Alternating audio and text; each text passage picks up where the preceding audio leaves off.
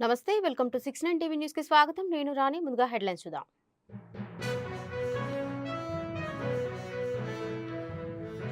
వైకుంఠ ద్వార దర్శనం కౌంటర్ల వద్ద తొక్కిసలాట జరగడం దురదృష్టకరం. డీఎస్పీ గేట్లు తెరవడంతో భక్తులు ఒక్కసారిగా దూసుకొచ్చారన్న టీటీడీ చైర్మన్.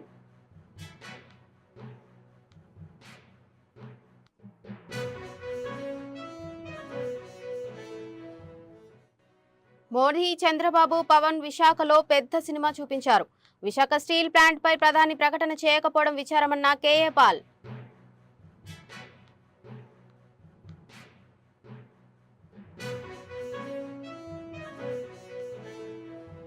తిరుపతి తొక్కిసలాట ఘటనలో 6 భక్తులు మృతి చెందినట్లు టీటీడీ చైర్మన్ బీఆర్ నాయుడు తెలిపారు. దైవ దర్శనం కోసం వచ్చి తొక్కిసలాటలో భక్తులు మృతి చెందడంపై ఆయన తీవ్ర దిగ్భ్రాంతి వ్యక్తం చేశారు. వైకుంఠ ద్వార దర్శనం టోకెన్ల కౌంటర్ల వద్ద తొక్కిసలాట జరగడం దురదృష్టకరమని అన్నారు. ఓ డీఎస్పీ గేట్లు తెరవడంతో భక్తులు ఒక్కసారిగా దూసుకొచ్చారని, దీంతో తొక్కిసలాట జరిగిందని తెలిపారు. చేయాలి, నాకు క్లియర్గా లోపం కనిపిస్తుంది, మీరు చాలా ఈజీగా తీసుకున్నారు, మీరు ఎందుకు ఈ విధంగా చేశారనేటువంటి కూడా వ్యక్తం చేశారు ఆయన. సో రేపు సీఎం గారు వస్తారు కాబట్టి ప్రెస్ మీట్ కూడా ఉంటుంది. ఇంకా రేపే సీఎం గారే వీటన్నిటికీ అడ్రస్ చేస్తాడని అనుకుంటున్నాం.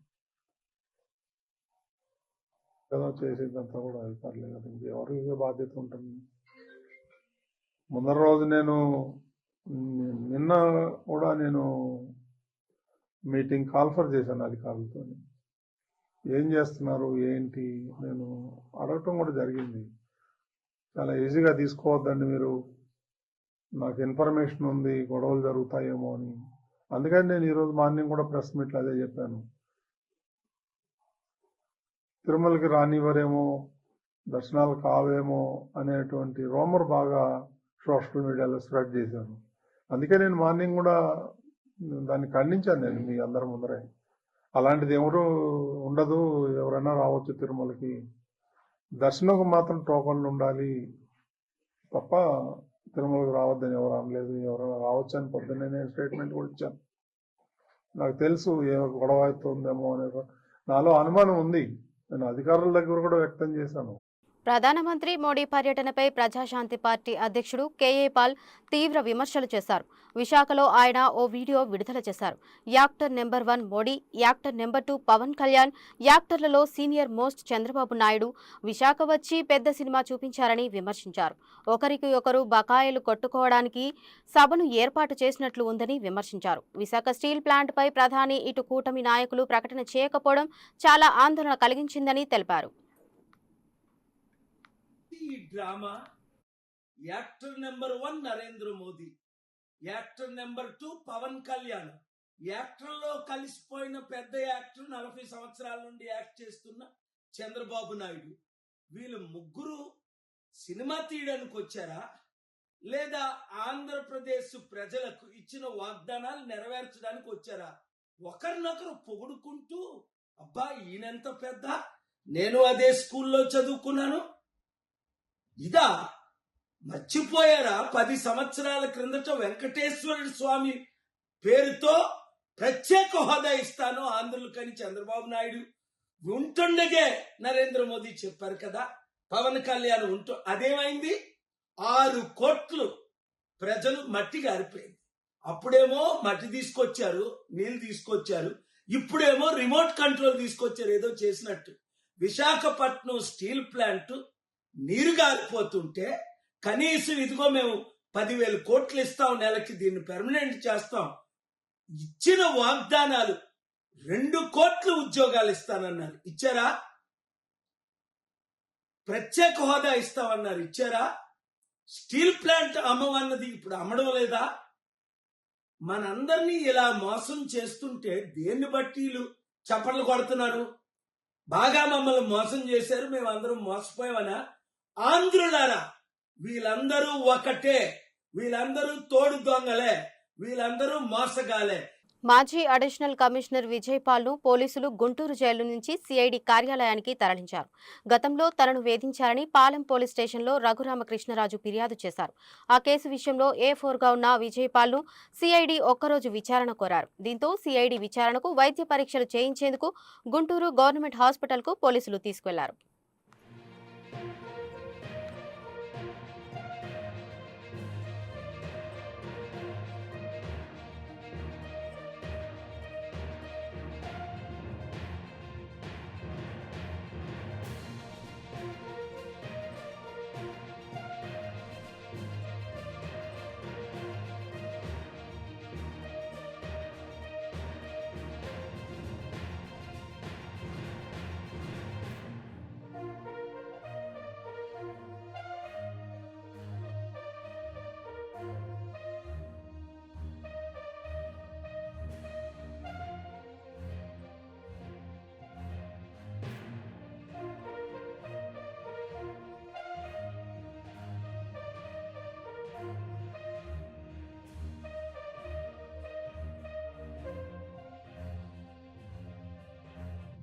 అనంతపురం పుట్లూరు మండలం కోమటికుంట గ్రామంలో సింగనమల ఎమ్మెల్యే బండారు శ్రావణి పర్యటించారు.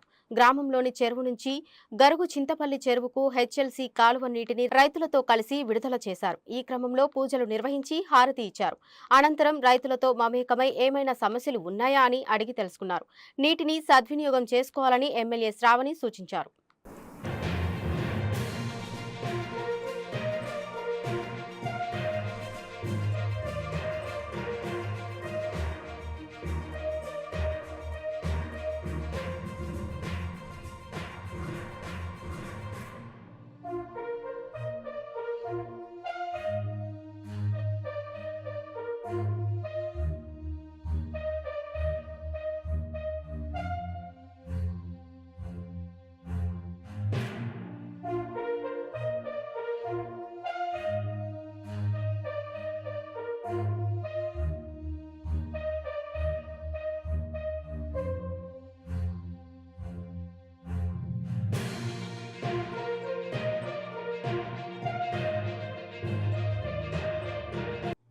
ఏఐఎస్ఎఫ్ ఆధ్వర్యంలో కర్నూలు జిల్లా ఎమ్మిగనూరు పట్టణంలో ప్రభుత్వ జూనియర్ కళాశాల నుండి వైఎస్ఆర్ సర్కిల్ వాలకు ఖాళీ ప్లేట్లు పట్టుకుని భిక్షాటనతో నిరసన చేపట్టారు.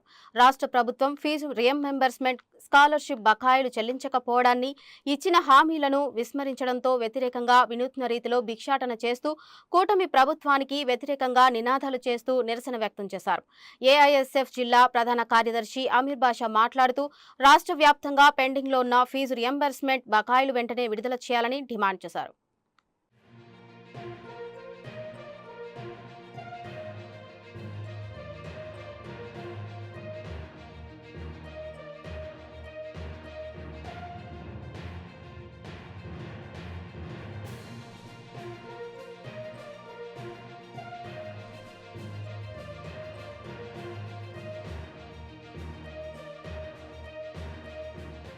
రాష్ట్ర వ్యాప్తంగా కూడా పెండింగ్ లో ఉన్నటువంటి ఫీజు రియంబర్స్మెంట్, స్కాలర్షిప్ బకాయిలు విడుదల చేయాలని చెప్పి, అదేవిధంగా ఎన్డీఏ కూటమి ప్రభుత్వం అధికారంలోకి రాకముందు యువగలం పాదయాత్రలో మేము అధికారంలోకి వచ్చే ప్రతి ఇంట్లో కూడా ఎంతమంది విద్యార్థులు అంతమంది విద్యార్థులకు తల్లికి వందనం కింద 15,000 రూపాయలు వేతనం చెల్లిస్తామని చెప్పి గొప్ప మాయమాటలు చెప్పి తీరా అధికారంలోకి వచ్చి 8 నెలలు గడిచినప్పుడు కూడా మొన్న జరిగినటువంటి బడ్జెట్ సమావేశాల్లో విద్యారంగానికి ఒక్క రూపాయి కూడా కేటాయించకపోవడం చాలా బాధాకరమైన విషయం. అదేవిధంగా ముఖ్యంగా ఈరోజు తల్లికి వందనం ఇస్తామని చెప్పినటువంటి నారా లోకేష్ విద్యాశాఖ మంత్రి గారు ఈరోజు తల్లికి వందనం మేము ఇవ్వలేం, నెక్స్ట్ జూన్ మాసం నుంచి ఇస్తామని చెప్పి చెప్తా ఉన్నారు. ఈరోజు తల్లికి వందనం ఇవ్వకపోతే రాష్ట్ర వ్యాప్తంగా 84 లక్షల మంది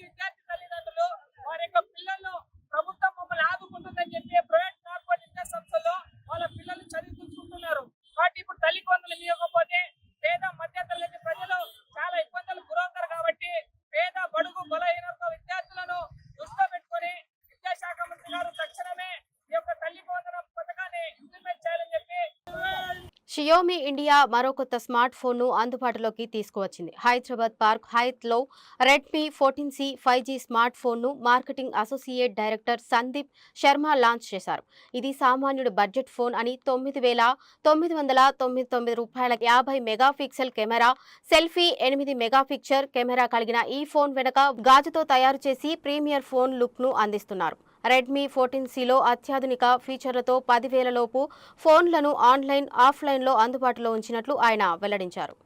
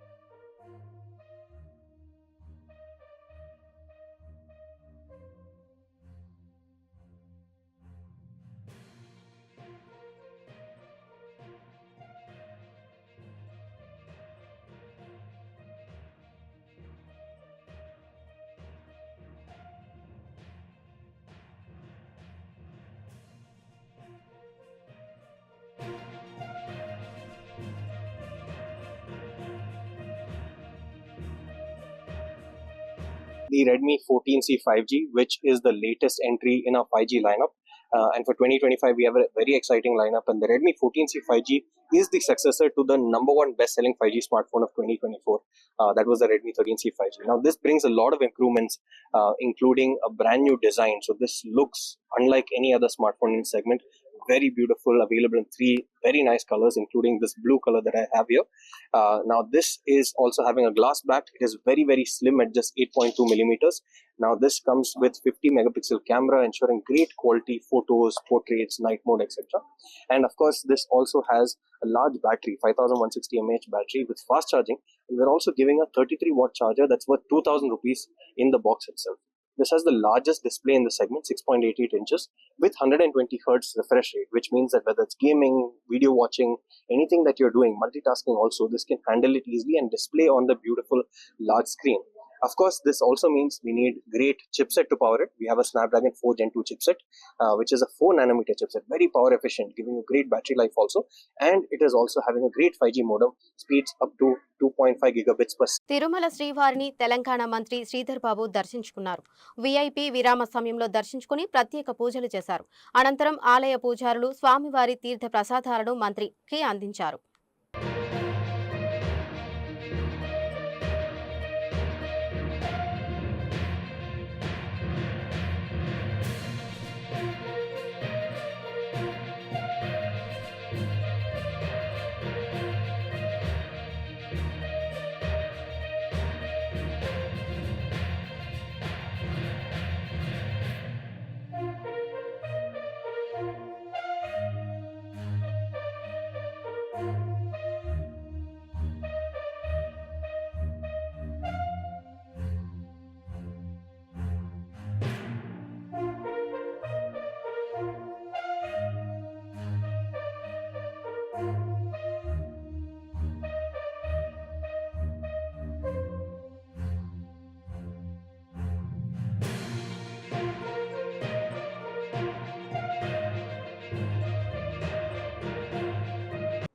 బులెటిన్ ముగించే ముందు హెడ్లైన్స్ మరోసారి చూద్దాం.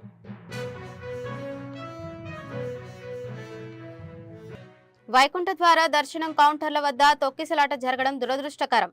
డీఎస్పీ గేట్లు తెరవడంతో భక్తులు ఒక్కసారిగా దూసుకొచ్చారన్న టీటీడీ చైర్మన్.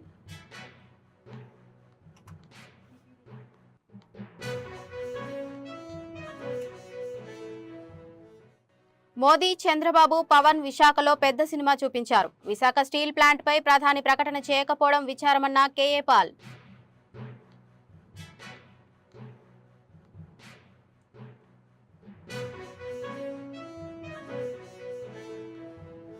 ఇవి ఇప్పటివరకున్న అప్డేట్స్. మరిన్ని అప్డేట్స్ కోసం చూస్తూనే ఉండండి 69 న్యూస్.